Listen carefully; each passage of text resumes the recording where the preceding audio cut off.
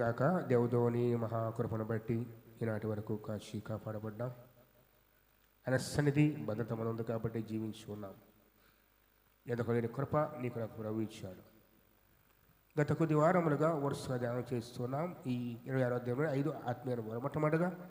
మొట్టమొదటిగా ఆనుకొనుట, రెండవదిగా కనిపెట్టుట, మూడవదిగా ఆశ, నాలుగవదిగా స్మరించుట. ఈ దినమున 5వ అంశము చివరిది. ప్రభు కొరకు చూపితే ముగిద్దాం ఈ అంశాన్ని. మొరపెట్టుట. ఏంటమ్మా మొరపెట్టడం అంటే మనం ఏమనుకుంటాం చెప్పండి? మన ఉద్దేశంలో ప్రార్థన అంతే కదా. మొరపెట్టడం అంటే మన ఉద్దేశం ఏంటి? ప్రార్థన. నిజంగా ప్రార్థన మొరపెట్టడమేనా?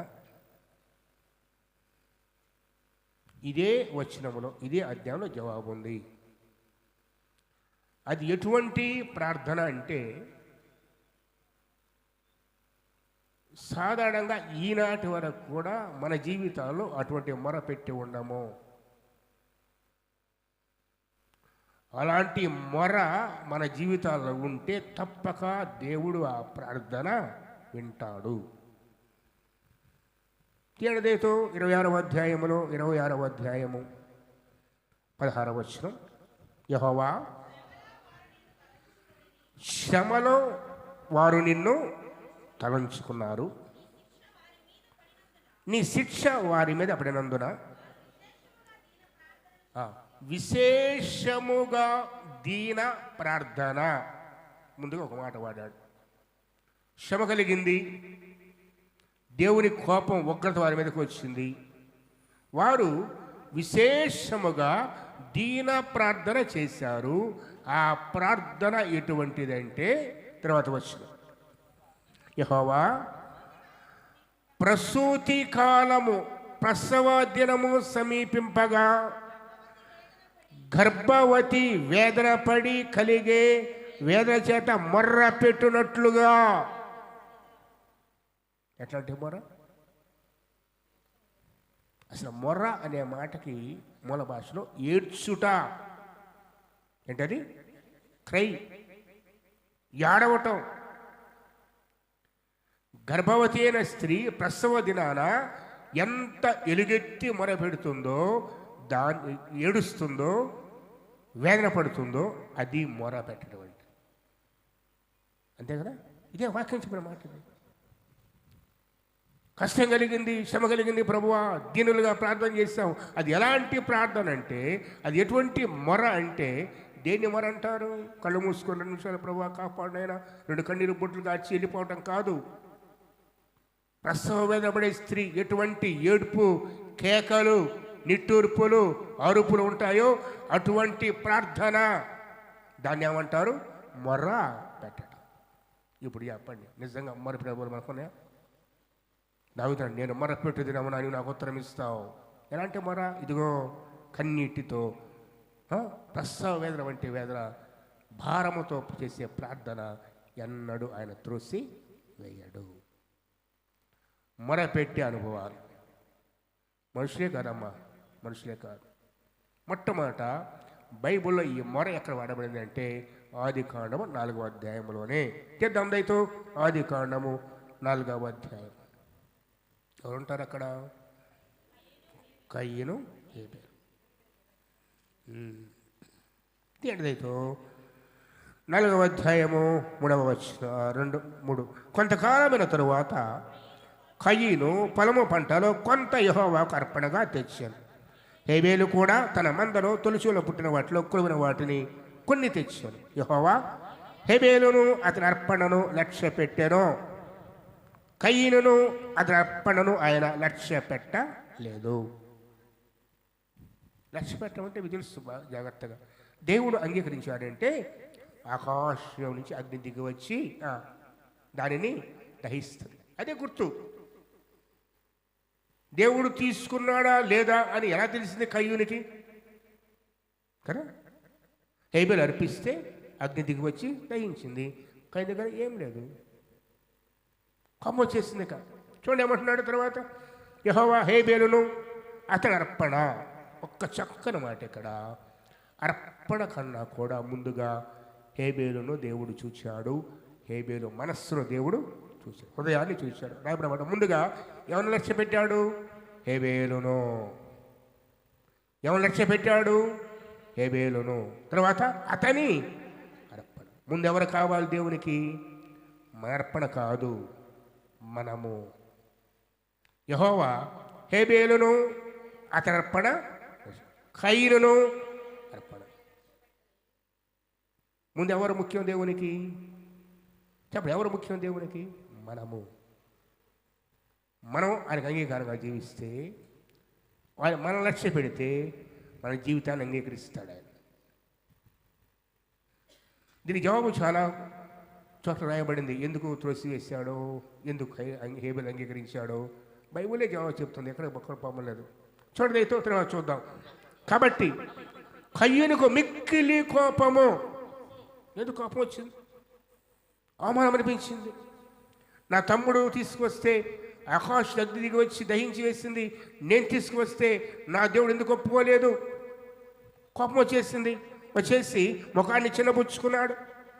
వెంటనే దేవుడు సరిచేసే దేవుడు, హృదయాలు పరిశోధించే దేవుడు. కోపముతో మనం ఉండడానికి ఇష్టము లేదు, ఎందుకంటే కోపము పాపము కాబట్టి. కోపము పాపం కాబట్టి వెంటనే యెహోవా వచ్చేసాడు, ప్రభు వచ్చేసాడు, వచ్చి మాట్లాడుతున్నాడు. నీ కోపం ఎందుకు? ముఖం ఎందుకు చిన్నపుచ్చుకున్నావు? నీవు సత్క్రియ చేసిన ఎడలా అంటే ఏం చేయలేదు ఇతడు? మంచి పని చేయలేదు. మంచి పని చేయాలంటే మంచి హృదయం ఉండాలి, మంచి మనస్సు ఉండాలి. ఒక మాట చెప్పాలంటే అప్పటికే కయీను హృదయము దేవుడి యొక్క సరిగా లేదు. కయీను హృదయం. ప్రభు అంటున్నాడు, నువ్వు సత్క్రియ చేస్తే తలెత్తుకోవా? తలెత్తుకోకపోతే సత్క్రియ చేయనిడలా వాకిడ పాపము కొంచెం ఉంటుంది, నీ ఏడల దానికి వాంచగలుగును, అది నిన్ను ఏడు. కయీను తన తమ్ముడైన హేబేలుతో మాట్లాడాను. వారు పొలములో ఉన్నప్పుడు కయీను తన తమ్ముడైన హేబేలు మీద పడి అతని చంపెను. ఆజ్ఞాతిక్రమము పాపము, పాపం వల్ల వచ్చే జీతము మరణము. ప్రభు చెప్పాడు, నీవు వీటిని తిరుదినమున నిశ్చయముగా. ఇప్పుడు మొట్టమొదట మరణించిన వ్యక్తి ఎవరు? ఆదాము కాదు, హవ్వ కాదు, వారి ఫలితమైన కయీను. ఎవరైతే, ఏ స్త్రీ అయితే యెహోవా దయ వల్ల నేను ఒక మనిషిని సంపాదించుకున్నదో ఆ కుమారుడే మొట్టమొదటి మరణానికి పోయాడు. అంటే వీరు చనిపోకముందే ఆ మరణ ఫలితాన్ని, ఆ దుఃఖాన్ని వారి జీవితాల్లో అనుభవిస్తున్నారు. అంతేగా? వద్దన్న ఫలం తిన్నారు. ఏముందిలే, కళ్ళుతో బట్టమే కదా, దేవతలకు ఉంటాం అనుకున్నారే. కానీ వారు చనిపోకముందే ఆ మరణ వేదన కయీను ద్వారా వాళ్ళకి కలిగింది. ఎందుకు? తన తమ్ముని చంపాడు. అప్పటిదాకా మరణం అనేది లేదు కదా. దేవుని వాగ్దానం నెరవేరుతుంది, అక్కడ ఆయన ఆజ్ఞ నెరవేరుతుంది, ఆయన మాట నెరవేరుతుంది. నిత్యంగా చస్తావు. వారి మరణానికి ముందే, వారి కళ్ళ ముందే కుమారుని చావు చూడవలసి. కారణం ఏంటి? వారి పాప ఫలితం. చూద్దాం. తర్వాత చంపేశాడు. చంపేసి ఇతడు ఏమి ఎరుగని వాళ్ళ ఉన్నాడు. తను కోపపడితేనే దేవుడు మాట్లాడాడు కదా. కయీను మనసులో కోపం ఉంటేనే ప్రభు సరి చేశాడు కదా. ఇప్పుడు నరహత్య చేస్తే ఊరుకుంటాడా? వచ్చాడు. యెహోవా నీ తమ్ముడైన హేబేలు ఎక్కడ ఉన్నాడని కయీను అడగగా, నేను ఎరుగను. మరలా అబద్ధం. నేను ఎరుగను. అంతేకాదు, నా తమ్ముడికి నేను కావాలి వాళ్ళనా, నాకు ఆ బాధ్యత లేదు అని దేవునితో ఉత్తరం ఇస్తున్నాడు. అప్పుడు ఆయన, నువ్వు చేసిన పని ఏమిటి? నీ తమ్ముని రక్తము యొక్క స్వరము నేలలో నుండి నాకు మొర్ర పెట్టుచున్నది. ఫస్ట్ మొరబెట్టింది ఎవరు? మొట్టమొదటి అంటే కేక, ప్రసవ వేదన పడే స్త్రీ వంటి కేక వేసి ఆ రక్తము దేవునికి మొరపెట్టి. అర్థమైందా? కయీను అనుకున్నాడు, చంపేస్తే, పూడ్చేస్తే ఇక మాట్లాడడం ఎవరికి చెప్పడనుకున్నాడు. కానీ తన తమ్ముని రక్తము నేలలో నుండి దేవునికి మొరపెట్టమంటే అర్థం ఏంటి? నాకు చెప్పాను నేను. మామూలు ప్రార్థన కాదు. ప్రసవ వేదన పడే స్త్రీ వంటి దుఃఖముతో కేకలతో, దేవా నా అన్న నన్ను చంపాడు, దేవా ఇదిగో నా రక్తము మొరపెడుతుంది. రక్తం అంటే ప్రాణమే కదా. చూడండి, మనకు తెలియకుండానే మన కార్యములు వెలుగులోకి వస్తాయి కదా. తమ్ముడు చంపేస్తాడు, దేవుడు అడిగితేనే నాకు తెలియదు అన్నాడు కదా. మరి రక్తము గమనించండి. అన్యాయము చేస్తే మనం అనుకుంటాం కదా ఎవరికి నష్టం లేదు, ఎవరు కనిపెట్టలేదు అనుకుంటాం, కానీ అవి మొరపెడుతూనే ఉంటాయి. ఆ రక్తం మొరపెడుతూ ఉంది, దేవుని సన్నిధికి చేరింది. ఆ రక్తపు యొక్క మొర దేవుడు విన్నాడు. మొర అనే మాటకు అర్థం ఇది కదా. యెషయాలో మనం చూస్తాం కదా, మొర పెట్టమంటే దుఃఖము, వేదన, ఏడ్పుతో ఆ రక్తం మొర పెడితే దానికి ప్రతీకారము చేయటానికి దేవుడు దిగి వచ్చాడు. అసలు హెబ్రీ పత్రిక 11కి వెళ్ళండి. హెబ్రీ ఎటువంటి వాడు, కయీను ఎటువంటి వాడు చూద్దాం. ముందుగా హెబ్రీ పత్రిక 11వ అధ్యాయంలో విశ్వాస వీరుల జాబితాలో మొట్టమొదటి పేరు ఎవరు తెలుసా? ఈందే. ఎవరిది? హేబేలు. ఎందుకు? విశ్వాసమును బట్టి హేబేలు కయీను కంటే శ్రేష్టమైన బలి దేవునికి. ఏముంది ఇప్పుడు హేబేలు దగ్గర? విశ్వాసమును బట్టి. కయీను దగ్గర ఏమి లేదు, విశ్వాసము లేదు.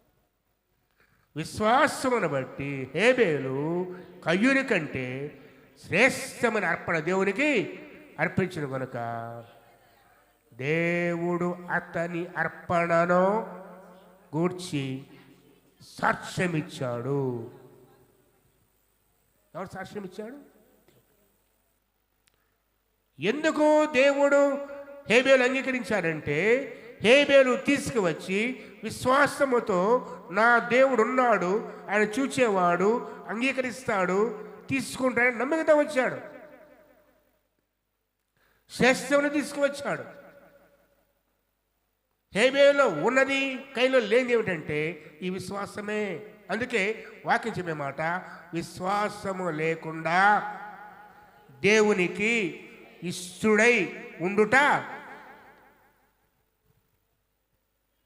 కయీను ఎందుకు దేవునికి ఇష్టం కాలేకపోయాడు? ఏం లేదా తనలో? విశ్వాసం లేదు. నీలో, నాలో? చెప్పండి. ఈరోజు మనం దేవునికి ఇష్టం ఉండాలంటే ఏం కావాలి మనలో? ఇదే. దేవుని పద్ధతులు ఎప్పుడు మారవు, ఆయన చట్టాలు మారవు, ఆ నియమాలు మారవు. ఆకాశమైన భూమిని గతించదు కానీ ఒక్క మాట పొల్లుపోదు.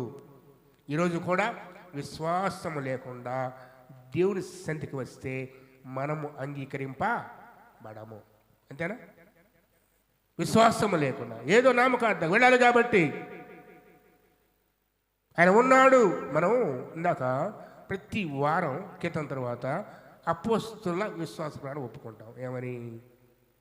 ప్రభా, నువ్వు దేవుడవయ్యా, నువ్వు ఉన్నావు, నువ్వు సూచించావు కదా, నువ్వు లోకానికి వచ్చావు, కనిమని గర్భాన పుట్టావయ్యా, జీవించావు, చనిపోయావు, సమాధి చేయబడ్డావు, 3వ దినాన్ని తిరిగి లేచావు, మళ్ళీ తిరిగి వస్తున్నావు.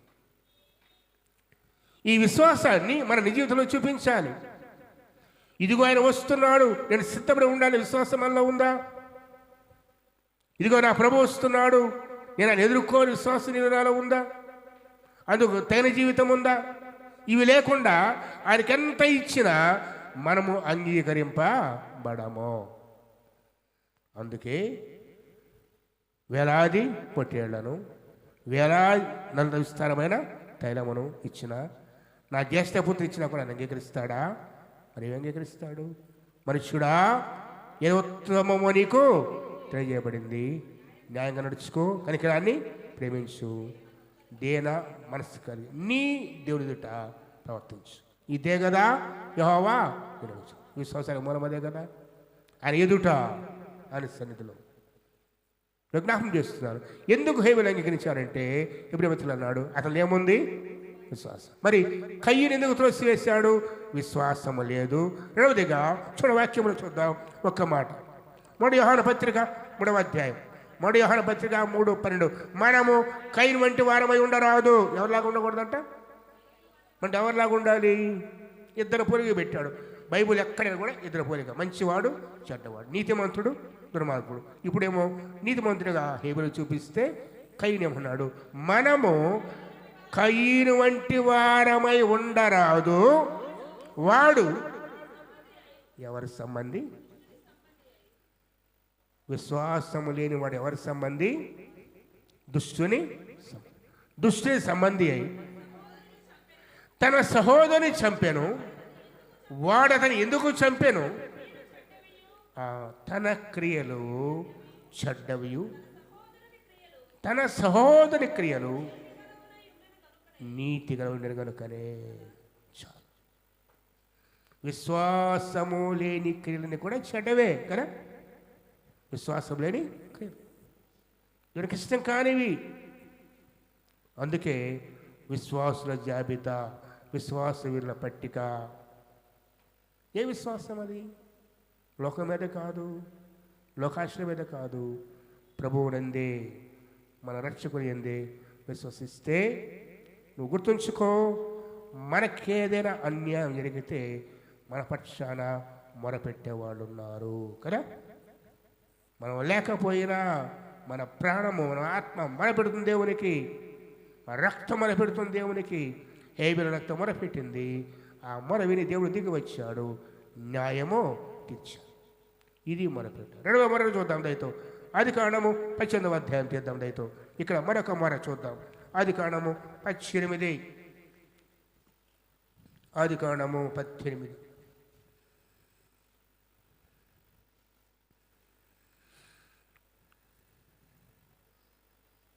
20 మరియు యెహోవా సొదొమ గొమొర్రాను గూర్చిన మొర గొప్పది. ఏ మొర?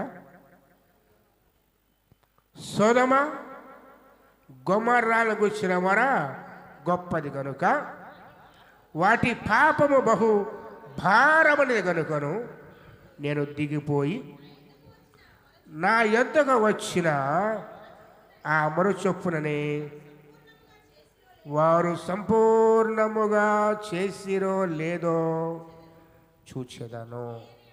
లేని ఎడల, చేయని ఎడల నేను తెలుసుకుందు. నేను చాలు. ఎవరు పెట్టారు ఈ మొర?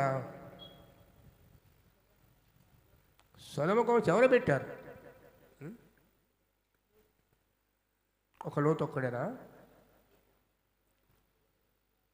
పాపం భారమైపోయింది. దేవుని భయం లేని ప్రజలు. ఆ పట్టణంలో కొంతమంది నీతిమంతులు ఉన్నారు. ఆ పట్టణంలో దేవుని భయం గలవారు ఉన్నారు. ఒక లోతు మాత్రమే కాదు. అయితే ఇప్పుడు జ్ఞాపం చేస్తా, మరి వాళ్ళుంటే, ప్రార్థించే వాళ్ళుంటే వాళ్ళు ఎందుకు రక్షింపడలేదు లోతుతో పాటుగా? అర్థమవుతుందా? గొప్ప సత్యం ఇది. ప్రార్థన చేస్తే సరిపోదు, కన్నీరు కాలిస్తే సరిపోదు. నీతిమంతుడుగా తీర్చబడాలి. ఎవరిగా? నీతిమంతుడుగా. అర్థమవుతుందా? జాగ్రత్తగా గమనించండి. సొదొమ గొమొర్రా పట్టణములో నీతిమంతులు ఉన్నారు. జరిగే అతిక్రమం గురించి, అక్రమం గురించి మొరపెడుతున్నారు. ఆ మొర దేవుడు విన్నాడు, విని దిగొచ్చాడు. రక్షపడేవాళ్ళు ఎంతమంది? ముగ్గురే. నలుగురైతే ఒకరేమో వీళ్ళకి ఉపస్థం అయిపోయారు. మరి మిగతా వాళ్ళు ఎక్కడా? మిగతా వాళ్ళు ఎక్కడ? బైబిల్ చెప్తే సమాధానం చూడండి. ఆదికాండం 18లో ముందుగా మనం వాక్యం చూద్దాం. మరియు యెహోవా సొదొమ గొమొర్రాల గూర్చిన మొర గొప్పది కనుక వారి పాపము బహు భారమైనది కనుక నేను దిగిపోయి. ఈ మొర ఎక్కడికి చేరింది? దేవుని దగ్గరికి. సొదొమ గొమొర ప్రజల ద్వారా బాధింపబడ్డవారు, సొదొమ గొమొర ప్రజల ద్వారా, ఆ పట్టణస్థుల ద్వారా శ్రమపడ్డవారు, వారు పెట్టిన మొర దేవుని దగ్గరికి. మొర అంటే మళ్ళీ గుర్తు చేస్తున్నాను. వరకు కూర్చొని ప్రభు స్తోత్రం స్తోత్రం అంటాం కాదు. ఏంటంటే మొర అంటే ప్రసవ వేదన పడ్డ స్త్రీ వలె కేకలు వేసి దేవునికి విజ్ఞాపన చేయటం. అర్థమైందా? మొర. ఆ మొర దేవుని కాడికి చేరింది. అని అంటాడు, నేను వెళ్ళి చూస్తాను, నేను వెళ్ళి చూస్తాను. హేబెలు రక్తం మొర విన్నాడా లేదా? ఇప్పుడు సొదొమ గొమొర పట్టణాల గురించి మొర కూడా విని దిగొచ్చాడు. మనకు తెలుసు, అబ్రహాం బేరం మొదలుపెట్టాడు దేవునితో. అయ్యా 50 మంది, 45 మంది, 40, 30, 20, చివరికి 10 మంది. ప్రభు అన్నాడు, చూడ జాగ్రత్తగా, ఆ పట్టణంలో 10 మంది ఎవరు వాళ్ళు? నీతిమంతులు. ఎవరు వాళ్ళు? అది గుర్తు అండం చేస్తారు. నీతిమంతులు. ఎవరుంటే కాపాడుతాడు దేవుడు? 10 మంది నీతిమంతులుంటే ఆ పట్టణం అంతటిని కాపాడుతాడు. కానీ ఎంతమంది నీతిమంతులు ఉన్నారు? ప్రార్థన చేసేవాడు అందరే. చాలామంది, వేల మంది ప్రార్థన చేస్తున్నారు, కానీ నీతిమంతుడు ఒక్కడే కనపడ్డాడు. ఎవరా నీతిమంతుడు? లోతు. లోతు ఎలా నీతిమంతుడయ్యాడు? బైబిల్ జవాబు. ఎలా నీతిమంతుడయ్యాడు? పేతురు రాసిన 2వ పత్రిక, దేతో పేతురు రాసిన 2వ పత్రిక 2వ అధ్యాయము 6వ వచనం. మరియు ఆయన సొదొమ గొమొర పట్టణములను భస్మము చేసి ముందుకు భక్తియులకు వారికి దృష్టాంతమా ఉంచిన వారి నాశనం విధించి దుర్మార్గుల కామ వికార యుక్తమైన నడవడి చేత బహు బాధపడిన నీతిమంతుడగు లోతును. దేవుడు మాట తప్పుతాడా? చెప్పండి. అబ్రహాముతో ఏమన్నాడు? ఒకవేళ ఆ పట్టణంలో 10 మంది ఎవరు ఉండాలి? నీతిమంతులు ఉన్నా ఆ 10 మందిని బట్టి పట్టణం అంతా కాపాడుతాను. మరి ఎంతమంది నీతిమంతులు? ఒక్కడే. కాబట్టి అతను తప్పించి పట్టణాన్ని నాశనం చేస్తాడు. అంటే నీతిమంతుడు ఎప్పుడు కూడా నశింపడు. అది గుర్తుపెట్టు. తర్వాత ఎలా నీతిమంతుగా తీర్చబడ్డాడు? అందరూ మొరపెట్టారు కదా. ఎంతమంది మొరపెడితే దేవుని సన్నిధి చేరింది. ఆ మొర దాని చొప్పున చేశాడు. తిరుపతి దేశం దేవుడు వచ్చాడు. కేవలం లోతుమంత తప్పిపడ్డాడు. కారణం ఏంటంటే చూడండి, ఆ నీతిమంతుడు వారి మధ్య కాపురం ఉండి, రెండు జాగ్రత్తగా, తాను చూచిన వాటిని బట్టి వినిన వాటిని బట్టి వారి అక్రమమైన క్రియ విషయంలో దినము నీతి గల తన మనస్సును నొప్పించుకొనుచు వచ్చెను. ఇది జవాబు. మొరపెడితే సరిపోదు, కేకలు వేస్తే సరిపోదు. పాపం విషయములో, అక్రమ విషయములో, దుర్మార్గ విషయములో తన మనస్సు గుచ్చబడాలి, నొప్పించుకోవాలి కదా. ఆయన చేస్తున్నది. అందుకే ఆ నీతిమంతుడు. ఎవరా నీతిమంతుడు? లోతు గురించి ఎట్లా మాట్లాడతారో, కానీ ప్రభు ఉన్నాడు నీతిమంతుడు కదా. లోతు గురించి ఎన్ని ప్రసంగాలు చేస్తారో, ఎంత మాట్లాడతామో భయంకరంగా, ప్రభు ఏమంటాడు? ఆ నీతిమంతుడు కదా. చూడండి ఎంత దగ్గర రాస్తాడు. ఆ నీతిమంతుడు వారి మధ్య కాపురం ఉండి, తాను చూచిన వాటిని బట్టి, విన్న వాటిని బట్టి, వారి అక్రమమైన క్రియ విషయంలో దినాదినం అంటే ప్రతిరోజు నీతిగా తన మనసు నొప్పించుకొని వచ్చాను. ఇది కదా నీతి అంటే. చూసి పక్క తిరిగిపోవటం కాదు, విని మర్చిపోవడం కాదు. దేవుని దగ్గర మొర్ర పెట్టాలి. తాను చూసిన దాన్ని బట్టి, వినదాన్ని బట్టి నీతి గల తన మనసు నొప్పించుకుంటూ దేవుడికి మొర పెడుతూ ఉంటే, ఆ ప్రార్థన బట్టి, ఆ విశ్వాసాన్ని బట్టి, ఇదిగో ప్రభు నీతిమంతుగా తీర్చి ఆ నీతిమంతుని తప్పించాను. దేని నుంచి? ఉగ్రత. జ్ఞాపకం చేస్తున్నాను. నీతిమంతుగా తీర్చబడాలంటే విశ్వాసం కావాలి. దినదినము నొప్పించుకునే మనస్సు, పశ్చాత్తాపడే మనస్సు, బాధపడే మనస్సు, కన్నీరు కార్చే మనస్సు, మరలిడే మనస్సు మనకుంటేనే నీతిమంతులుగా తీర్చబడతాం. అంతే కదా. మన పాపం విషయం, అతికిన విషయం కానీ ఏదైనా సంగతి తెలిసినప్పుడు, మన వారి గురించి తెలిసినప్పుడు, మన స్థితి బయలుపరిచినప్పుడు మోకరించి కన్నీటితో ఎలుగెత్తి ప్రసవ వేదన పడ్డ స్త్రీ వలె, ఆ వేదన పడే స్త్రీ ఎలా కేకలు వేస్తుందో, కన్నీరు కారుస్తుందో, అటువంటి వేదనతో దేవుని సన్నిధిని ఒకవేళ కుమరించుకుంటేనే అది మొరపెట్టుట, అది నిజమైన మొర.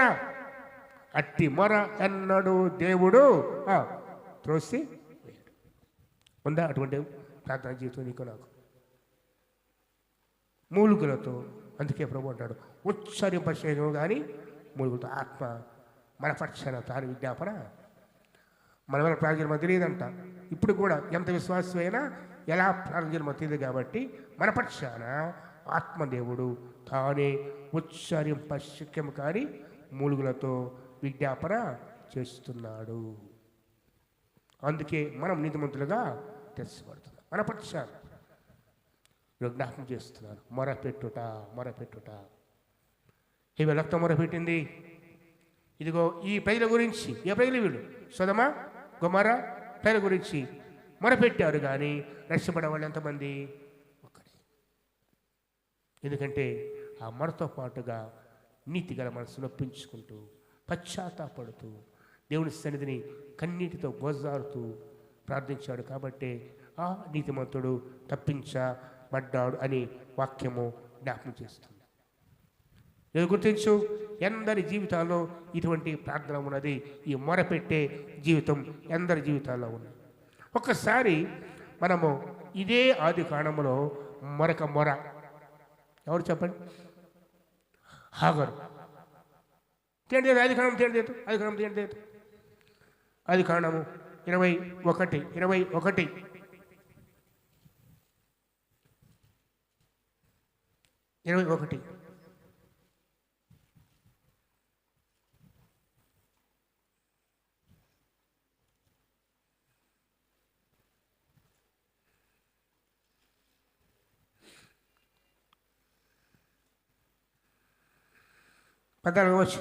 కాబట్టి తెల్లవారినప్పుడు అబ్రహాము లేచి ఆహారమును నెలదిత్తిని తీసుకొని ఆ పిల్లవానితో కూడా హాగరుకు అప్పగించి ఆమె భుజం మీద వాటిని పెట్టి పంపివేశాను. ఆమె వెళ్ళి బెర్షెబ అరణ్యములో ఇటు అటు తిరుగుచుండెను. ఆ తిత్తిలో నీళ్ళు అయిపోయిన తర్వాత ఒక పొద కింద చిన్నవాని పడవేసి, ఈ పిల్లవాని చావు నేను చూడలేను అనుకొని వింటి వేత దూరము వెళ్ళి అతను ఎదురుగా కూర్చుండి ఎలుగెత్తి ఏడ్చాను. ఎలా? తర్వాత ఆ మొర దేవుడు చిన్నవాని మొరను ఆఖరు ఏడుస్తుంటే, ఇంకా దప్పికతో చనిపోయే ఇష్మాయేలు మొర ఇంకెట్లా చూడండి కదా. ఆఖరు కుమారుడు చావు చూడలేకుండా దూరంగా వెళ్ళి కూర్చొని ఏడుస్తుంటే ఇంకేం చేయగలరు చెప్పండి? ఈరోజు చెప్తున్నారు, మన వాళ్ళకి ఏమైనా కష్టం వస్తే చూస్తుంటాం, ఏడుస్తాం, అంతే అంతే కదా. కానీ ఎవరి మొర దేవుడు నాకు తెలుసు, ఆఖరు మొర కాదు. ఎవరు మొర విన్నాడు? ఇష్మాయేలు మొర. అంటే దప్పికతో ఎండిపోతా కూడా ఎలుగెత్తి దేవునికి మొరపెట్టాడు. ఎవరు? ఇష్మాయేలు. ఎంత గొప్ప అద్భుతం కదమ్మా. ఈ వయసులో చనిపోవాలా ప్రభువా? దప్పికతో చనిపోతున్నాను ఎలుగెత్తి ఏడిస్తే మరొక మాట, ఇష్మాయేలు ఎక్కడ ఎదిగాడు? విశ్వాసుడు తండ్రి అయిన అబ్రహాము యొక్క కుటుంబంలో పుట్టింది. ఎక్కడ? అబ్రహాము యొక్క కుటుంబంలో. తల్లి ఎగిప్తురాలే, కానీ తండ్రి విశ్వాస వీళ్ళకు తండ్రి కదా. అందుకే హాగరు ఎలుగెత్తి ఏడిస్తే ఇతడు మొర్ర పెడుతున్నాడు. హాగరు ఏడుస్తుంటే ఇష్మాయేలు మొర్ర పెడుతున్నాడు. రెండునే ఎక్కడ చూడదేతో ఆమె వింటివే దూరంగా బిడన పడవేసి దూరం కూర్చొని ఎలుగెత్తి ఏడ్చాను. వెంటనే తరువాత రాయబడ్డ మాట ఏంటంటే ఆమె గురించి ఆమె ఏడుపు దేవుడు వెళ్ళలేదు, చూశాడంతే. కానీ ఆ చిన్నవాణి మొర, ఏడుపు వేరు మొర వేరు. మళ్ళా చెప్తున్నాను కదా. హాగరు ఏడ్చింది, ఇష్మాయేలు మొరపెట్టాడు. ఎందుకు? ఇష్మాయేలు తెలుసుగా తన స్థితి, చనిపోబోతున్నాడు. నేను పదే పదే చెప్తాను, నీకు బాగలేదా? నీ జీవితంలో మార్పు కావాలి. ఎవరో కాదు, నువ్వు మొరపెట్టు. నీకోసం ఎవరో కాదు ప్రార్థన చేయాల్సింది. హాగరు ఏడ్చింది కానీ ఎవరి మొర దేవుడు విన్నాడు? ఇదిగో కష్టంలో ఉండి చనిపోబోతున్న ఆ చిన్నవాడి మొర దేవుడు విన్నాడు. మళ్ళా చెప్తాను నేను మీకు, మన బాధ ఎవరికి అర్థం కాదు. మనం పడే బాధ మనకు మాత్రమే తెలుసు. నీ తర్వాత నీ దేవునికే తెలుసు, ఇంకెవ్వరికి అర్థం కాదు. వాస్తవం కాదు. అయితే దేవుడు మొర వినే దేవుడు. విశ్వాసముతో ఎలుగెత్తి మొర పెడితే ఆ చిన్నవాని మొర దేవుడు వినెను. పడిపోయే స్థితి, నీళ్ళైపోయాయి, ఎడారి శూరణ్యమది, ఎక్కడ దప్పిగా ఎక్కడ విసిన నీళ్ళు కనపడలేదు. అప్పుడు దేవుడు ఆ చిన్నవాని మొర విని ఏం చేశారు తెలుసా? చూడండి, అయితే ఎవరైపడింది అక్కడ. అప్పుడు ఆ దూత ఆకాశం నుండి హాగరును పిలిచి, తెలుసా మీకు ఆ మాట? ఎందుకు హాగరును పిలిచాడంటే ఆల్రెడీ వాగ్దానం చేస్తున్నాడు హాగరుకి దేవుడు. ఏమని? ముందు అధ్యాయానికి వెళితే ఇంకోసారి పారిపోబోయింది తెలుసా. శారాయి శ్రమ పెడితే గర్భవతి ఉన్నప్పుడే పారిపోయింది. ఎవరు? హాగరు. దేవుడు చెప్పాడు, నువ్వు భయపడొద్దు, నీ కుమారుడు కలుగుతాడు. మన మాట చెప్పమంటారా? పుట్టక ముందే దేవుని చేత పేరుపడే వ్యక్తిలో ఇష్మాయేలు ఒకడు. మొట్టమొదటి వ్యక్తి దేవుని చేత పేరు పెట్టాడు. దూత పేరు పెట్టింది ఏమని? ఇష్మాయేలు పేరు పెడతావు. చదవండి అయితే అది కావడము 16 చదవండమ్మా. 16 అందుకు అబ్రహాము, ఇదిగో నీ దాసి నీ చేతిలో ఉన్నది, నీ మనసు వచ్చినట్లు చేయమని శారయ్యతో చెప్పాను. శారయ్య దాన్ని శ్రమ పెట్టినందున పారిపోయాను. యెహోవా దూత అరణ్యములో నీటి బొగ్గ యొద్ద, అనగా శూరు మార్గములో బొగ్గ యొద్ద ఆమెను కనుగొని, శారయ్య దాసివైన దేవుని మాట్లాడుతుంటే గర్భం రాగానే గర్వం వచ్చేసింది. ఎవరికి? హాగర్కి. ఆమె యజమానురాలు ఫోన్. ఇప్పుడు దేవుడు అని తెలుస్తాడు, హాగర్ పిలవడం శారయ్య దాసివైన అంటే మన స్థితి గుర్తు చేస్తాం. శారయ్య దాసివైన హాగరు, ఎక్కడి నుంచి వచ్చావు? ఇలాంటి ప్రశ్నలు విచిత్రంగా ఉంటాయమ్మా కదా బైబిల్లో. దేవుడు ఎలా అడుగుతాడంటే తెలుసు దేవునికి, నీ నోటి నుంచి వినాలి కదా. ఆది కాండం 6 నుంచి కూడా ఇదే ప్రశ్నలు. అదమ్మా ఎక్కడా? నువ్వు తిన్నావా? మా గతవారం ధ్యానం చేసావు. తినాల ప్రభు అంటే ఎలా ఉండేదో. నేను కాదు, నువ్వు నాకు ఇచ్చినా ఇస్తా. ఇప్పుడు హాగరు అడుగుతున్నాడు, ఎక్కడి నుంచి వస్తున్నావు, ఎక్కడికి పోతున్నావు? ఇప్పుడు ఒప్పుకుంటుంది. ఏమని తెలుసా? అది ఇప్పుడు గుర్తొచ్చింది. ఎవరంటావా? శారై నా యజమా. ఎప్పుడు దేవుడు శారయ్య దాసివైన హాగరు అన్నాడో అప్పుడు తన కళ్ళు అంటున్నాడు, నా యజమానుడు రాలేనా? అంతకుముందు కళ్ళు ఆడున్నాయి. ఇప్పుడు నా యజమానుడు రాలేనా? శారై దగ్గర నుంచి పారిపోతాడు. ప్రభు అంటాడు, వెళ్ళి ఆమె చేతి కింద అడిగమనిగుండు. తర్వాత వాగ్దానం, మరి యెహోవా దూత నీ సంతానమును నిశ్చయముగా విస్తరింప. మరి ఇష్మాయేలు చనిపోతే సంతానం విస్తరింపబడతాయా? సరే, అందుకే ప్రభు అంటాడు, ఏమొచ్చింది నీకు? వాగ్దానం మర్చిపోయావా కదా? ఆ మాటకు అర్థం అదే. ఏమొచ్చింది నీకు? ఏమైంది నీకు? నేను వాగ్దానం చేసిన దేవుడు నమ్మదగిన దేవుడు కదా. తరాలు మారినా నా మాట మారదు కదా అంటున్నాడు. తర్వాత చూడండి ఏమన్నాడు, అవి లెక్కింప వీళ్ళంత విస్తారముగా చెప్పాను. మరియు యెహోవా దూత, ఇదిగో యెహోవా నీ మొర వినెను, నువ్వు గర్భవతి అన్నావు. అమ్మా, కడుపులో ఎవరున్నా తెలియక ముందు దేవుడు చెప్పాడు హాగర్కి, ఎవరు కొడుక కూతురు అనుకుంటుంటే చెప్పాడు, నువ్వు కుమారుని కానీ కదా. ఏ స్కానింగ్లు చెప్తాయి చెప్పండి,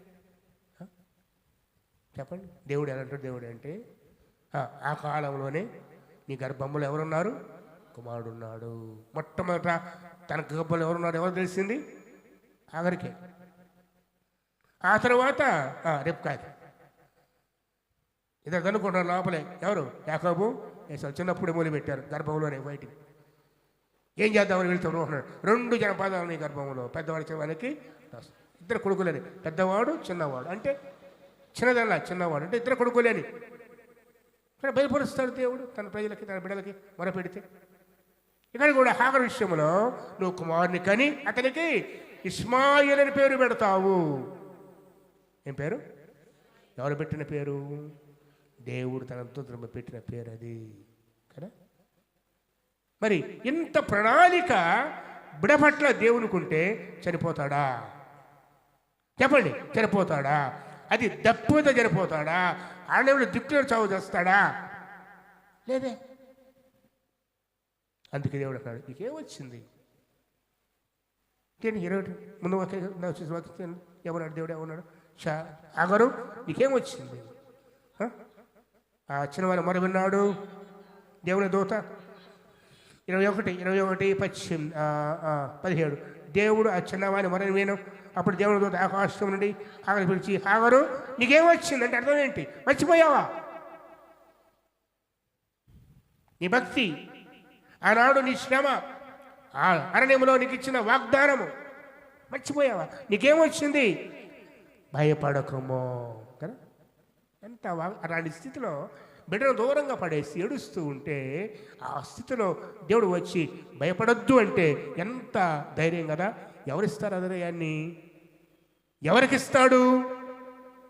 మొర్ర పెట్టేవారికి, తనకు నిజముగా మొర పెట్టేవారికి. ఇది మొర అంటే. మనలో కూర్చొని చప్పలు కొట్టి స్తోత్రం దేవంటం కాదు. 5 నిమిషాలు మోకరించి కన్నీరు కావటం కాదు. ప్రసవ వేదన పడిన స్త్రీ వంటి కన్నీరు ఈరోజు మన జీవితాల్లో కావాలి. అది మొరపెట్టమంటే. స్థితి మార్చేది ఆ ప్రార్థన, జీవితాన్ని మార్చేది ఆ ప్రార్థన. అందుకే ప్రభు అంటాడు, బయట ఎగతాళి చేస్తారని నా మొర వింటే నువ్వు ప్రార్థన చేయనప్పుడు నీ గదిలోనికి వెళ్ళి తలుపు వేసుకొని మొరపెట్టు. అర్థమైందా? నీ కన్నీరు ఇంకెవరు చూడకూడదు. ఎవరు చూడాలి? నీ దేవుడే చూడాలి. నీ కన్నీరు ఇంకెవరు చూడరు, దేవుడే తుడుస్తాడు. అలా చూడాలంటే మొరపెట్టే జీవితం ఈరోజు మనకి కావాలి. చూడండి, హాగరు గడికి వెళ్దాం. తర్వాత ఎంత కృప చూపారంటే దేవుడు ఆ మొర విని, చిన్నవాని మొర విని, నీకేమొచ్చింది? భయపడద్దు. ఆ చిన్నవాడున్న చోట దేవుడు. ఎవరి స్వరం? హాగరుది కాదు కదా. ఎవరి స్వరం? చిన్నవాణి స్వరం. అంటే ఎంత వయసు తెలుసు? అప్పుడు దాదాపుగా 16 సంవత్సరాల వయసు. ఎంత వయసు? 16 ఏళ్ళు. 16 ఏళ్ళ వయస్సులో ప్రార్థన, ఆ బిడ్డ మొర. దేవుడు వయసు సంబంధం లేదు, సీనియర్ సంబంధం లేదు. నువ్వు మొర పెడితే ఆయన వింటాడు. ఆయన చూసేది నీ హృదయాన్ని. నువ్వు ఎలాగ ఉన్నావా లేదా? నిజమైన కన్నీరా కాదా? అది హృదయం వచ్చిన మొర కాదా? చూస్తాడు, ప్రతిఫలం ఇస్తాడు. ఇంకా వేరే ఆప్షన్ పెట్టుకున్నావా? ఆయన కాకుండా చివర్లు అనుకున్నావా? పట్టించుకోడు. మనం చెప్తున్నాను, ఆయనే ప్రభువా, నువ్వే, మీరు మాత్రమే సరి చేయాలి, మీరు మాత్రమే స్వస్థపరచాలి, మీరు మాత్రమే కార్యం చేయాలి, మీరు మాత్రమే దీవించాలి. వేరే ఆప్షన్ పెట్టుకోకూడదు దేవుని కాడ. ఎందుకంటే హృదయం సరిగిన దేవుడు. మొర పెడితే వదిలిపెట్టు అన్నాడు. భయపడొద్దు. ఆ చిన్నవాడు చూడ దేవుడు వారి మొరను విన్నాడు. తర్వాత నువ్వు లేచి, అప్పటిదాకా ఎక్కడున్నామే? వింటి వేత దూరం అంటే బాణం విసిరేస్తే ఎంత దూరం పోయి అందరం పోయి కూర్చుంది చూడలేక చావుని. ఇప్పుడు నువ్వు దగ్గరగా పో, పట్టుకో, ఎత్తుకో, లేపు కదా. చిన్నవాడిని చేత పట్టుకొని లేవనెత్తి చేత పట్టుకోను మళ్ళా మరి గొప్ప జనముగా చేస్తానని చెప్పాడు. మరియు దేవుడు ఆమె కన్నులు తెరచినందున ఆమె నీళ్ళ ఓటను చూచి వెళ్ళి ఆ తిత్తి ఖాళీగా ఉన్న చుక్కలేని ఆ తిత్తిని దేవుడిచ్చిన ఆ జలసముద్రంలో నింపి చిన్నవారికి త్రాగనిచ్చినవాడు తెప్పరిల్లి బతికాడు. చిన్నవానికి త్రాగనిచ్చాను, దేవుడు ఆ చిన్నవానికి తోడై ఉండాను. అతడు పెరిగి పెద్దవాడై అరణ్యంలో కాపురం ఉండి విలుకాడు అయ్యాను. అతడు అరణ్యంలో ఉన్నప్పుడు అతని తల్లి అవిదేశం నుంచి వస్తే తనకి వివాహము పెళ్లి చేసింది. చనిపోయేవాడు ఎలా అయిపోయాడు చెప్పండి. దెబ్బగా చేత చనిపోయే వ్యక్తి మొరపెట్టి ఏమయ్యాడు చెప్పండి. మొర నిజమైన మొర స్థితిని మారుస్తుంది. దేవుడు వింటాడు. అందుకే బైబిల్ చక్కమడు తనకు నిజముగా మొర్ర పెట్టు వారికి. ఎలాగా నిజంగంటే అబద్ధం కూడా ఉందా? అబద్ధం మొరలు కూడా ఉన్నాయి. ఏది నిజమైందో ఏది అబద్ధమైంది దేవుడికి తెలుసు. అందుకంటే తను నిజముగా మొరపెట్టు వారి కానీ సమీపంగా ఉండే దేవుడు. మొరపెడతావు ఈ రోజున హనుమానికి వెళదాం. హేబేలు చంపడ్డా రక్తం మొదలుపెట్టింది. ఆ 2 పట్టణాలు సొదొమ గొమొర్రా గురించి మొరపెట్టారు, కానీ ఒక్కడే చంపడ్డాడు. ఎవరు? అది ఒక్కడు, లోతు. ఎందుకు? నీతిమంతుడు. అది నీతిమంతుడు అయ్యాడు, మొరపెట్టాడు. దానితో పాటుగా దినదినము తన నీతిగా మనసు నొప్పించుకుంటూ వచ్చాడు. పశ్చాత్తాపం, దేవుని భయము, పాపం చూసి సహింపలేని స్థితి. దాని అర్థం ఏంటంటే పాపాన్ని చూచి సహింపలేని స్థితి. అందుకే నీతిమంతుడు తెచ్చబడ్డాడు. తనతో పాటు తరుడు కూడా రక్షణ ఆ అగ్ని నుంచి తప్పించబడ్డాడు. మూడవదిగా హాగరు. జ్ఞాపకం చేస్తున్నాను, మనలో ఉన్న శక్తిది, నిజంగా మొరపెట్లో ఉన్న శక్తిదని ఎప్పుడు మర్చిపోవద్దు, ఎప్పుడు మర్చిపోవద్దు. ఇంకా మనకు బాగా తెలిసిన వాక్యం బాగా తెలుసు. నిర్గమకాండం 2వ అధ్యాయంలో ఇశ్రాయేలు ప్రజలంతా మొరపెట్టారు. ఇక్కడేమో వ్యక్తిగతంగా. నిర్గమకాండం 2వ అధ్యాయం చూద్దాం. 2వ అధ్యాయం 23. అనేక దినములు జరిగిన మీదట ఐగుప్తురాజు చనిపోయాను. ఇశ్రాయేలీయులు తాము చేయుచున్న వెట్టి పనులను బట్టి నిట్టూర్పులు విడచుచు మొరపెట్టుచుండగా, ఏడుస్తూ ఉండగా దేవుడు వారి మొరను విన్నాడు. ఎవరు పంపాడు? మోషేని సిద్ధం చేశాడు. మొర మొర మొర నిజంగా మొరపెట్టెను అనే మాట ఎక్కడ తప్ప ఖచ్చితంగా దేవుడు జవాబు ఇస్తాడు. ఎన్ని ఉన్నాయంటే ఫ్రెండ్స్, బైబిల్ గుర్తుపెట్టుకోండి. బైబిల్ చెప్పిన ఈసారి మొరపెట్టెను, మొరపెట్టిన గురించి అండర్లైన్ చేసుకోండి. ఎవడు నిజంగా మొరపెట్టాడో వాళ్ళని అన్నాడు త్రోసివేసేవాడు ఖచ్చితంగా కలగ చేసుకుంటాడు. అక్కడ లక్షల మంది ప్రజలు వెట్టి మొదలు బట్టి మొరపెడుతూ ఉన్నారు. ఆ మొరబట్టి దేవుడు వారికి జవాబు ఇచ్చాడు. ఆ మొరను పెట్టి గుర్తు చేసుకో ఒక్కసారి. బైబిల్ అంతటిలో ఇంకొకటే మాట చెప్పి ముగిస్తాను. యాకోబు పత్రిక, మనుషులే కాదు 5వ అధ్యాయం అన్యాయం చేసిన మాట 5:4. ఇదిగో మీ చేను కోసిన పనివారికి ఇయ్యక మీరు మోసముగా బిగబట్టిన కూలి ఏంటమ్మా? డబ్బులు కూడా ప్రార్థన చేస్తాయంట. ఏంటి? కూలి డబ్బులు కూడా ఏం చేస్తాయంట? అన్యాయంగా మోసం చేసి బిగబట్టి సంపాదిస్తే అవి మన పడతాయి. ప్రభువా, నేను ఉండవలసింది కాదు, నేను ఇక్కడ పెట్లో మగ్గుతున్నాను, వాస్తవానికి పలానా ఆకలి నేను తెరచాలి. పని చేశాడు, వాని చేతిలో ఉండి వాని కుటుంబానికి నేను పోషించవలసి ఉండవలసి ఈరోజు ఈ వ్యక్తి నన్ను ఇక్కడ బంధించాడని ఏం చేస్తాంట కూలి అన్యాయముగా మోసము చేసి మోసము చేసినవన్నీ కూడా దేవునికి మొర పెడతాయి. ఇప్పుడు చూడండి ఎన్నున్నాయి, మరి మనుషులే కాదు, రక్తమే కాదు, ఏ అన్యాయం జరిగినా మన పెడుతూనే ఉంటాయి. చెట్ట చివరిగా ఒక మాట చెప్పిస్తాను, ఒకరు చెబితే ఈసారి ఎప్పుడైనా కూడాను ఇంకా వివరంగా ధ్యానం చేద్దాం. ఈ మొరపెట్ట గురించి బైబిల్ స్టడీలో బుధవారం పూట ఎన్నో విషయాలు ఉన్నాయి. కానీ దేవుడెప్పుడు కూడా తన ప్రజల మొరను లక్ష్య పెట్టినవాడు కాదు. కృప చూపేవాడు, కనికరించేవాడు. కీర్తన 66:17 అలాగే 9 చూద్దాం. 66:17 ముందుగా కీర్తన 66:17. ఆయనకు నేను మొరపెట్టిదిని అప్పుడే శ్రేష్టమైన కీర్తన అన్నమాట. అంటే మొరపెట్టినప్పుడు జవాబు వచ్చింది. చివరిగా 69:33 69:33 యెహోవా దరిద్రుల మొర ఆలకించువాడు,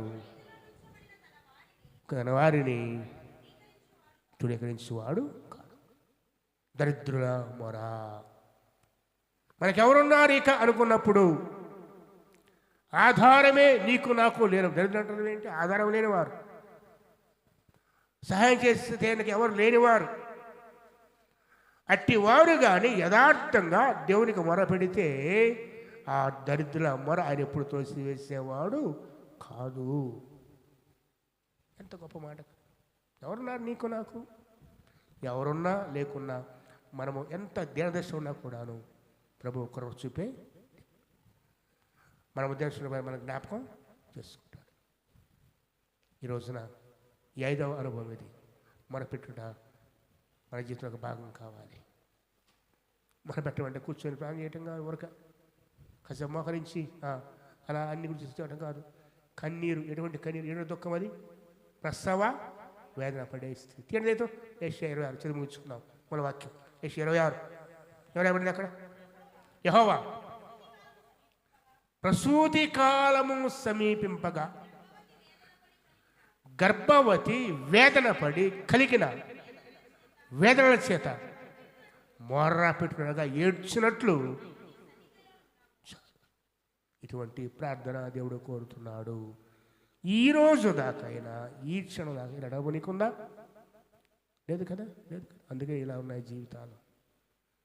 ఎందుకు దేవుడు ప్రార్థన లేదంటే భారమైన మొర నీ జీవితం, నా జీవితం లేదు. ఈరోజు మొరపెట్టమని ఆవిడ చేసుకుందాం. మొరపెట్టాం వ్యాపారం అంటారు కదా, రోదము చేయి స్థిలారా అంటారు కదా, రోదము చేయు స్థిలారా.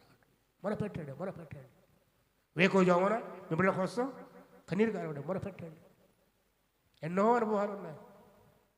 ఈ రోజున ముగిస్తున్నా. ప్రాముఖ్యంగా 5 అనుభవాలు. మొట్టమొదటిగా చూడండి, మొట్టమొదటిగా దేవుని ఆశ్రయించుట, రెండవదిగా ఆనుకొనుట, కనిపెట్టుట, ఆశ్రయించుట, 5వదిగా స్మరించుట, మొరపెట్టుట. ఈ అనుభవాలు నీలో ఉండాలని ప్రభు కోరుతున్నాడు. మన ఆత్మీయ జీవితంలో ఉందో తెలుసుకోవాలంటే ఇది ఒక పరీక్ష. ఈ అనుభవాల ద్వారా, ఈ 5 అనుభవాల ద్వారా దేవుని కృప పొందుకుంటాం. ఆయన సన్నిధి దగ్గర అవుతాం. త్రోసివేసేవాడు కాదు, స్థితిని మార్చే దేవుడు.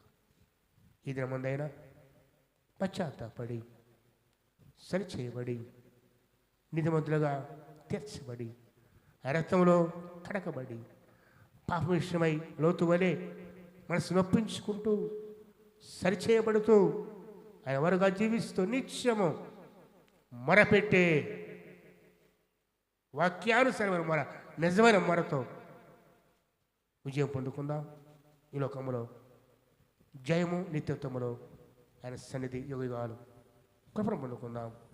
అటు కృప పరిశుద్ధాత్మ దేవుడు నీకు నాకు అంత దయచేయను గాక. ఒకరిద్దాం ప్రార్థిస్తున్నాం.